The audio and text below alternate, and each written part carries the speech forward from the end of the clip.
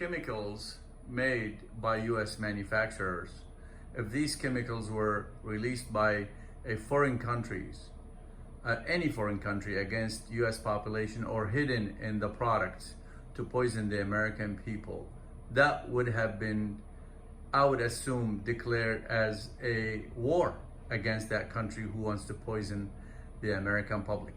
Yet our own corporation poison us day and night for so many years, and no one is doing anything about it.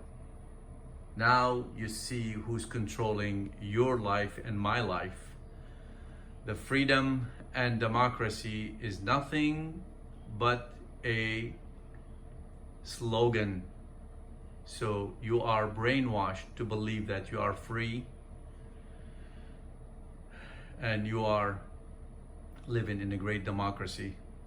It's controlled by big, dangerous corporations that control the world. With the label that said cancer, warning, contains a chemical which can cause cancer, but 3M removed that label the same year and for decades sold PFAS without warning the public of its dangers. You see the companies internally debating, do we say anything?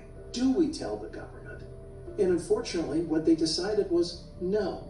Some 3M's documents even showed that there had been a sort of whistleblower inside the company named Richard Purdy, who had said the company wasn't telling its customers about the risks of these chemicals, and he resigned. He referred to 3M's PFOS, or PFOS, as the most insidious pollutant since PCBs.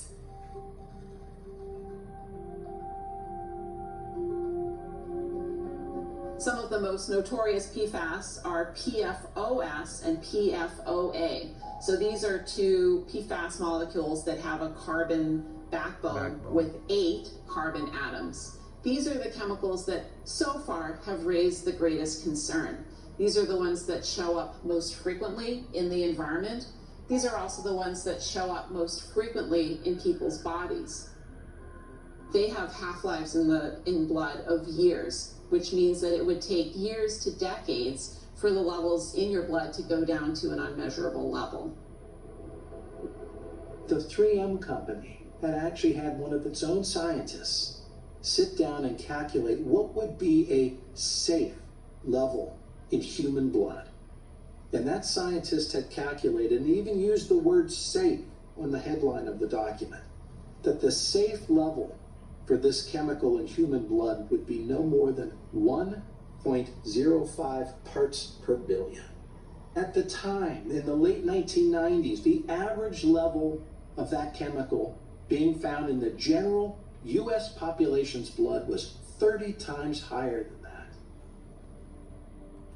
that. Add all the chemicals in our food, all the artificial colors, all the artificial sugar, all the medications we're taking, whether off-counter or prescriptions, and now you know why we are the sickest nation on the planet, and everyone who's following in our footstep are going the same direction.